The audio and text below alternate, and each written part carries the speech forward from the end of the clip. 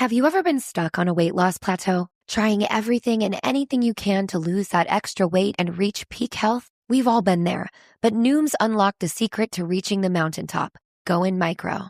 The Noom GLP-1 microdose program starts at $99 and is delivered to your door in 7 days. Start your microdose GLP-1 journey today at Noom.com. That's Noom.com.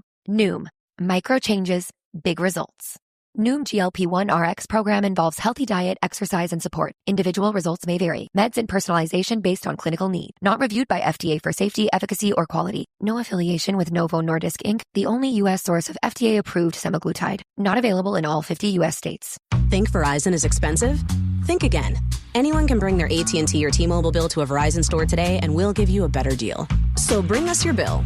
Walk in, run in, pogo stick in, teleport if you can. Ride on the back of a rollerblading yak or fly in on the wings of a majestic falcon. Any way you can, bring your AT&T or T-Mobile bill to a Verizon store today, and we'll give you a better deal on the best network. Based on Root Metrics Best Overall Mobile Network Performance, U.S. second half 2025. All rights reserved. Must provide very recent postpaid consumer mobile bill in the name of the person redeeming the deal. Additional terms, conditions, and restrictions apply.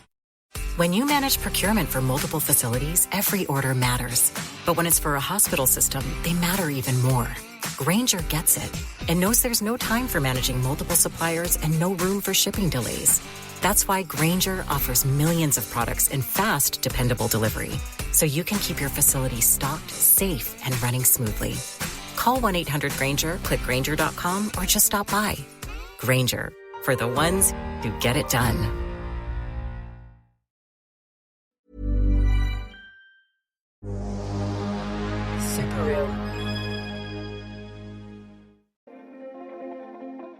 So I ran the 1972 Cannonball run with two other women in a Cadillac limousine, and 50 years later, we're still talking about it, and it's something I really would like to forget. Why would you like to forget it? Because I thought it was the dumbest thing I'd ever done. Hey, I'm Julian Morgans, and you're listening to What It Was Like, the show that asks people who have lived through big, dramatic events what it was like.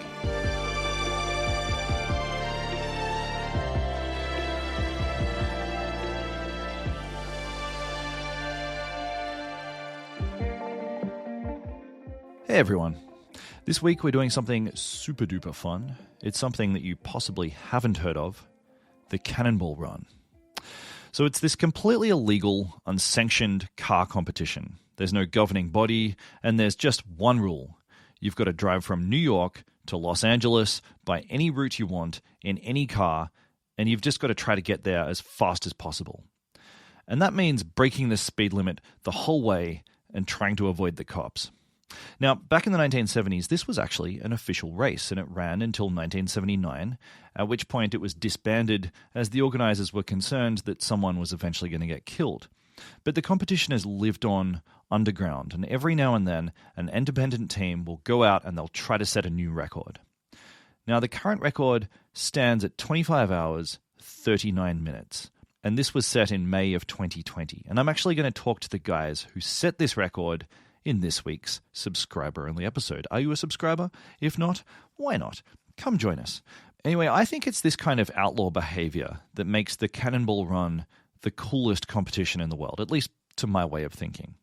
And if you really get into the weeds, there's one team that really stands out in the history of the Cannonball Run, and that was an all-female team sponsored by a bra company who drove a black limousine across America, and they're all wearing pink jumpsuits in 1972.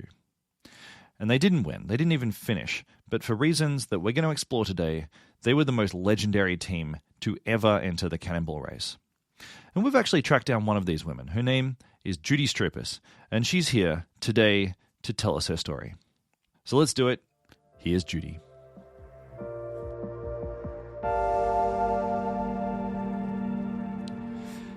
Hey Judy, welcome to the show. Thank you. Glad to be here. How are things in Melbourne? Things in Melbourne are pretty good. Okay. I want to, because I'm not a car guy, I'm not a racing guy, I want to get a taste of your passion. I want to understand what it's all about. Can you tell me what you love about cars? Well, I kind of fell into it. I really didn't plan on it. what I love about it is the camaraderie of everyone who was a part of a race weekend. And now, for me, it'll be 60 years professionally next year. And I am so grateful for the friendships and the people I have met over that. All these famous race car drivers who are my pals. I can call on the phone any day, any moment. And to have the respect, especially as a woman in a man's sport. I've always had the respect because of my ability to do something that was of value to them. Judy was born in Lithuania, and she moved to the United States as a child. And she actually got into racing in the late 1960s via a boyfriend, and not as a driver, but as a timekeeper. Because back then, we didn't have computers, and timing multiple cars on a circuit was pretty tricky. But Judy had a knack for it. She had a photographic memory for cars crossing lines at high speed, and she could crunch numbers really quickly. So she became known as someone who could track lap times with near-perfect accuracy, and she became a bit of a hot commodity for race teams. I was 31. I was working at the races. I was timing for many teams. I was in demand, so that's why I was able to take advantage of my friendships with many of the teams and drivers to get the equipment I needed to do the Cannonball. The Cannonball. Now, I think we should spend a moment on the history of this thing, because the Cannonball Run is actually about 100 years old. And it actually started in the early 1900s, when driving across America was really hard. This was at a time when there were no national highways, there was no fuel infrastructure, there were no streetlights, motels hadn't even been invented yet. But people were obsessed with this idea of going west. It was this old idea of American abundance, like the land would just continue forever. But it was also about proving out this new technology, the automobile. So people started trying it. They'd drive from New York to California, or the other way around, and these trips took weeks. Drivers carried spare parts, they rebuilt engines on the side of roads, and they hauled fuel with them. But pretty quickly, it became competitive. Time started dropping, records were being set and broken constantly, and then one guy came to define the whole thing, a driver named Irwin George Baker. His nickname was Cannonball, because people said that he drove like he'd been shot out of one, and he spent his career setting endurance records, more than 140 of them. And that's really where the modern idea of the Cannonball comes from. Now, fast forward to 1971, and a journalist named Brock Yates wanted to revive the comp. He wanted to beat Cannonball Baker's time, which had stood at 53 hours for years and years. So he jumped in a van with his 14-year-old son, and they drove across the country in just over 40 hours. And then he wrote about the experience for Car and Driver magazine, which is where he worked at the time. And, magazines were a big deal, and people got excited. And suddenly, the Cannonball Run was back. And the following year, Brock got the word out that he was doing it all over again, except this time he was opening up the event for other cars to compete. And that's how, in 1972, Judy heard about this and decided to enter. And we said, oh, my God, we have to do this. This is too much fun. It sounds like a great time. Let's do it. Put together a team, and then a bunch of other crazy teams were put together. Okay, let's talk about your vehicle. Can you just describe it for me? Well, it was a Cadillac limousine. I believe it was black. We had decals on the outside. We were sponsored by the Wright Bra Company. So we had decals on the side that said Wright Bra. Can I just ask, what is the Wright Bra Company? Well, it was a gentleman. The sponsor was obtained a few days before the actual start of the Cannonball. I think it was a cocktail reception, and I met this gentleman who said his mother has a company called the Wright Bra Company. Can we sponsor you? I said, certainly. So they had decals made very quickly. We had a patch over our right breast for the Wright Bra Company on each of our pink outfits. Were you made to wear these bras for the duration of the race, or was there any sort of product placement? Well, the funny part is Donna Mae Mims at that time was almost 50 years old, and she came not wearing a bra. So she arrived, and she put on the pink outfit, and she clearly, like I always joke, and she said she has perky bosoms, but she was not wearing a bra. Can you tell me about the other two women? Who were they? What were they like? Donna Mae Mims, hilarious, excellent race car driver, a national champion, I believe. All her cars were pink, so she had Think Pink on the side of her car. And she's sort of a mini Dolly Parton, if you're familiar with Dolly Parton. So she had that look about her and sort of wacky blonde, but very smart and an excellent race car driver. Peggy Nemchek was the wife of Brad Nemchek, who was in another vehicle in the Cannonball. So Brad had come to me and said, can you include Peggy in your car so she could be at the other end, with me? I said, sure. But I think that was a mistake because she really didn't have the experience. And she was very excited and didn't sleep. So she was tired and she fell asleep at the wheel. We'll get to Peggy falling asleep at the wheel, but that's how Judy heard about the race and how she pulled her team together. Now, by this point, you might have picked up on something about Judy. She's a pretty straight shooter. I think interviewing her was kind of interesting because I came to this being like, wow, this story is wild. It's going to be so easy to get some interesting answers. And then I'd ask her something that I thought was truly bananas, and she'd just calmly lay it out like, oh, this happened, and then that happened. And, there was no embellishment, just a few clean facts. And I think ultimately that's just how her brain works. She's a timekeeper. She's good with numbers. I got the sense that she doesn't spend much time thinking about hypotheticals or storytelling, which is great. But it's also why I'm stepping in throughout this interview, because I think the story deserves a little more color.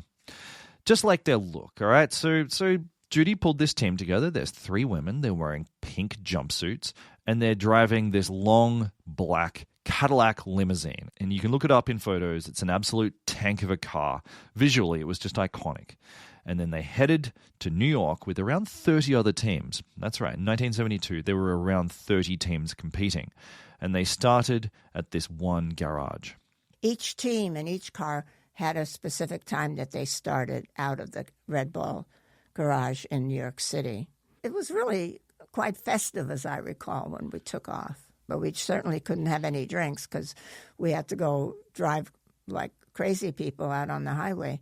Did your friends and family come along to see you off?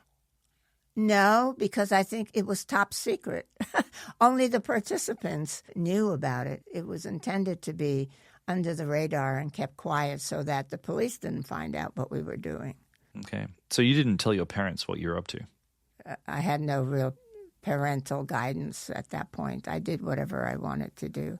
My mother was only concerned that I could pay my mortgage. I would tell her I'm going to jump out of an airplane. Oh, good. Can you pay your mortgage? Okay, Mom, I'm going to race cars. Is that okay? Yes. Can you pay your mortgage? I'm going to run the Cannonball run. I don't know. I know you don't know anything about it, but I'm going to run a Cannonball across country at top speed. Is that all right? Oh, sure. Can you pay your mortgage? Good, solid Eastern European mother. Now, to have any chance of winning, you have to break the law because you've got to speed almost the whole way. So to get around the police, teams got creative. Some cars were modified to look like ambulances, which gave them a reason to be speeding, or they tried to look like unmarked police vehicles, just anything to avoid attention. The other vehicles had some crazy things going on. The one with Pam Yates, she was the patient in the back on a gurney in an ambulance, and I think that was the one Brock Yates was driving. They told the police when they were stopped that she can't fly, that they were taking her to Los Angeles to a special hospital. They got away with that. And then another motorhome, Bill Broderick was running. He had a bunch of people in there, and they had a chef that was cooking delicious meals for them across country while they were running. Another one had a gas tank, an extra gas tank, so that they didn't have to stop for fuel. But that was so dangerous. And there was another one. It was a group of guys in a Mercedes, I think, who were dressed as priests. And they were going cross country to some convention or meeting or something. They probably got away with it as well. It was just great stories. Hey, we're going to take a quick ad break, but stick around because we'll be back with more what it was like.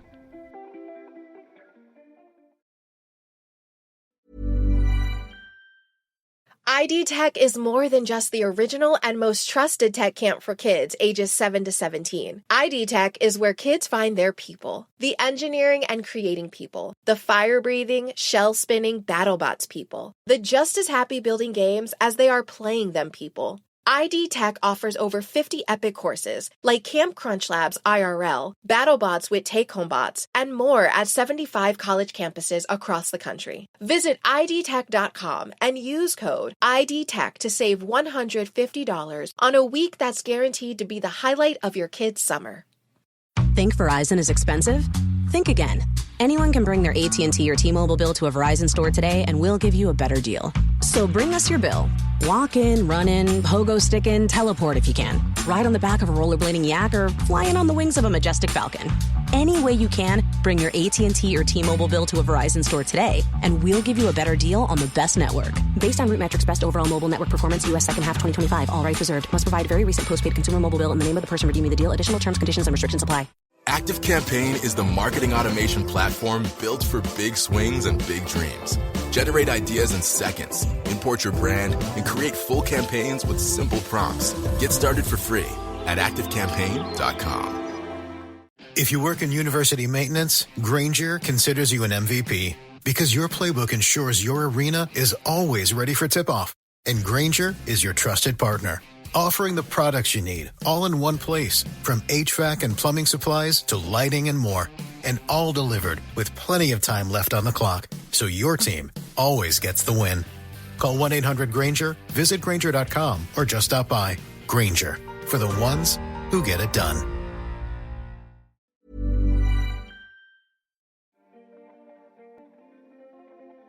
One by one, the cars roared out of this garage in New York, and they started the race. And Judy says that once they were out of the city and heading west, it occurred to them that actually this might be kind of uncomfortable and really not that much fun. I think we were always on adrenaline, but I don't think we were ever comfortable. I mean, did you have like a rotation? Was it one person's turn to drive while two people slept or something like that? Two people always awake, one doing the tabulation, and one sleeping, one driving. Okay. Did you play music? Oh, I don't know. I don't remember. If it were up to me, I would say no. I don't even play music now. It would be too much of a distraction. You know, you had to be on point all the time because you're driving over 100 miles an hour most of the time. Now, keep in mind that 100 miles an hour is actually 160 kilometers an hour, just for our listeners here in Australia. This is pretty fast, and it's particularly fast in a limousine, which is the kind of thing that attracts attention. We ended up in a little bit of a snowstorm, and I couldn't see very well, so I think I unknowingly I had passed the policeman on the right side, and that's when he pulled us over. So I think we thought we were smart enough. We were going to avoid it, but we got stopped. According to Judy, this officer seemed more amused than anything else, and they managed to talk their way out of it. We flirted with the police, and he was very polite and very nice, but he took us to the local gendarmerie and where we had to pay our ticket, and then we got back in the car and got stopped within 20 minutes again, but we were luckily in another county, so it wasn't the same police and the same police station. So I believe we were able to pay our fine right there, and we were off on our way. They carried on, and then they hit a snowstorm in the middle of the country. Now, most teams decided to push through, but Judy and her group, they tried something smarter. They diverted south, hoping to avoid it, which accidentally got them stuck on a ring road. I was sleeping at that time, and Donna Mae was driving. And we got onto I-285, which is the bypass around the city of Atlanta. But she didn't realize that we had to get off. When I woke up, I said, I think I've seen this place before that we're passing. And then realized that she had gone around a couple of times. So was she a bit sheepish? Yeah, maybe. We didn't care. We thought we had it made because we were missing all the snow in the middle of the country. Do you remember the weather changing as you got further west? It was perfect weather all the way to Texas. I don't remember any rain. But I do remember the vehicle starting to rattle, like the tires got square, and then the heat went off. So we were driving with that impairment, but we kept going. But it was cold, because without the heat, we were cold. Why did the car start to fall apart? I don't know. We never found out. So it just made it a very uncomfortable ride, but it was still going. Do you remember, I mean, aside from the immediate problems of navigation, did you guys have any interesting conversations? No. I mean, I don't remember any. I don't think so. I think we were just focused on doing what we had to do. Yeah. It's a very, I mean, it sounds like you guys were quite a serious bunch of girls. You had to be serious. You had to be serious because you were trying to accomplish something, and you were trying to do it safely as you could, as smartly as you could. Don't run out of gas. Don't crash. Don't get stopped by the police. Yet there was a lot of concentration going on. Did you want to win? Yes. We thought we had it made. We were going south. What was the prize money, or was there a prize? No. The prize was getting to the end and having a party, and that was it. Okay. So you're feeling good, you're making good time, and then you get towards El Paso. Can you just walk me through it? Well, the car was rattling. It was cold. Peggy was driving. I was navigating. And I could see that she was dozing off, or her eyelids were closing. So I just said, hold on, Peggy. I need to just finish this estimation of fuel consumption and time, and we'll be okay. And then I looked over, and her eyes were closing, and I just tapped her on the shoulder.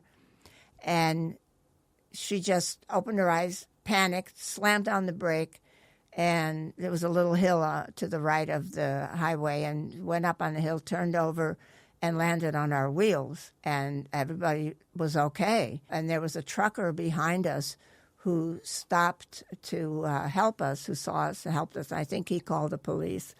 Police came over, and I know you're going to ask me about the police and what they said and what they did, and I actually don't remember. I was just happy that we were okay. And the next thing I remember, the vehicle was taken away, and we were in a hotel. And this was the funny part. We called Bobby and said, Bobby, I'm afraid we crashed the Cadillac limousine you got for us. He says, oh, well, I rented it for you. And that's when we first discovered that he had rented the vehicle.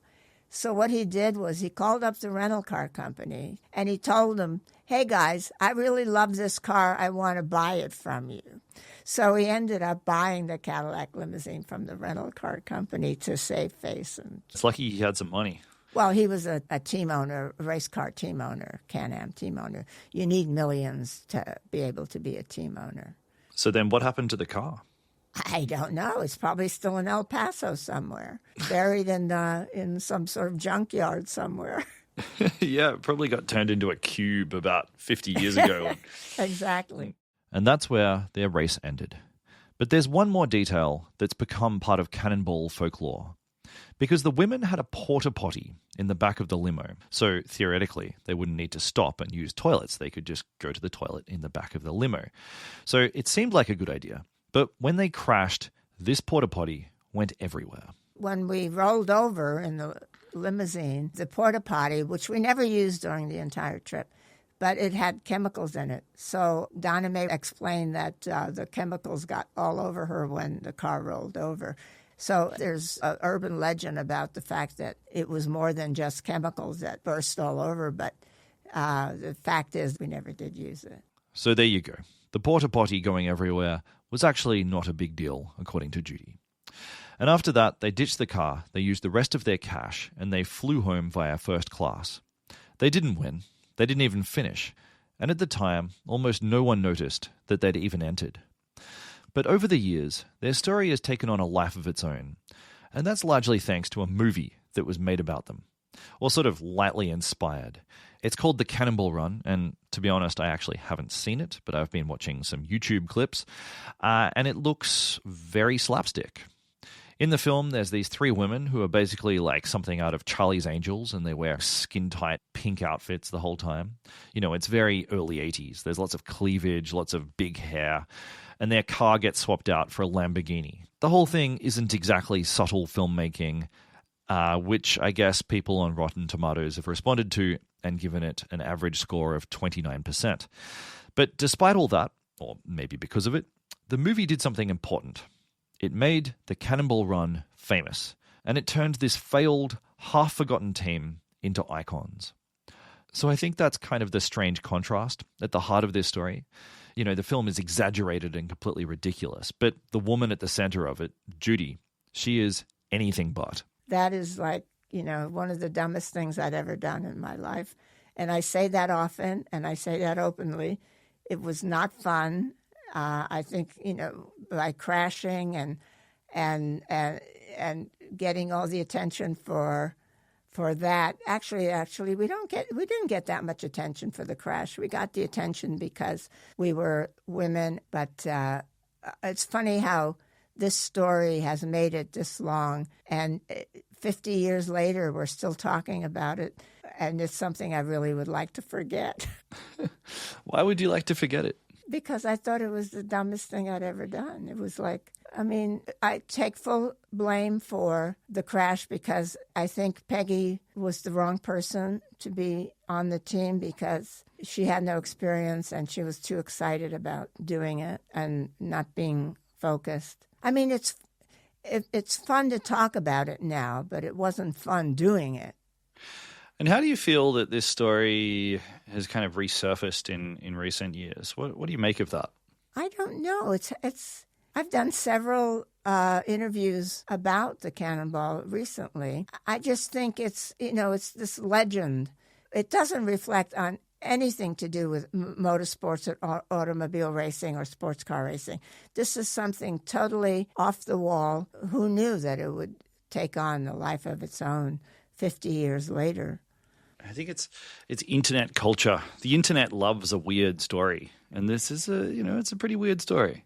And the guys who are doing it now, some of them, they're doing it high tech, and they're very serious about just breaking the record, not doing something that's meant to be crazy, just trying to break the record of going cross country. In your day-to-day life, how often do you think about the Cannonball Run or your experience in it? Only when someone like you calls me and asks me to talk about it. Okay, I'm curious what you learned from this experience, just in general. That what seems like will be fun isn't always fun when you take on a pretty big challenge. Don't expect it to be fun because it doesn't always turn out to be fun. And that's the story of the 1972 all-women team who failed to complete the Cannonball Run and also didn't enjoy it very much at all. But Judy is still in the racing community to this day, and she says that she truly, truly loves it. My life is great these days. So I have a PR company, so I do get to go to some events every year and hang out with all the other retirees from racing, a lot of famous race car drivers. We get acknowledged now, and we get events honoring us, and especially the Motorsports Hall of Fame of America. So we're never out of the limelight. It's part of that respect that was so important to me early on that I'm continuing to receive, which is, I use a term that I can't use on air. I am blanking lucky to be where I am. You are, and you can swear. It's okay. You want me to say it? I am fucking lucky to be in this position that I'm in. Yeah, well, I love that. There's nothing like getting lucky, but it's even better if you know that you're lucky. Yeah, I'm very fortunate. I'm very grateful. Judy, I've loved this. Thank you so much. Terrific. Thank you so much. Thanks for listening. As I mentioned earlier, if you want to go deeper into the world of the Cannonball Run, we've got a subscriber episode where I speak to the current record holders. This is the team who, during COVID, drove across the United States in just 25 hours. In fact, some people in the Cannonball community think that this record will never be beaten, just because it was set during that strange window in history when the roads were just all empty. But I think what makes their story fascinating wasn't just the speed, it was the planning. Because these guys, they're not reckless. They're actually incredibly methodical, surprisingly methodical. Their car was packed with technology designed to avoid the police, and they even modified it to resemble an unmarked law enforcement vehicle. So if that sounds like your kind of thing, please join me for the subscriber episode this week. Thanks for listening. I'll see you again next week. What It Was Like is produced by Rachel Tuffrey. This episode was edited by Ellie Dickey, who also does our research. Our cover art is by Rich Akers. Our theme music was produced by Jimmy Saunders. And this whole thing has been a Super Real production.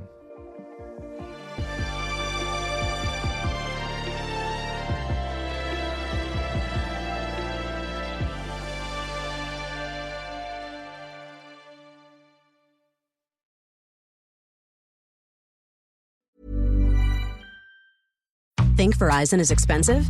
Think again.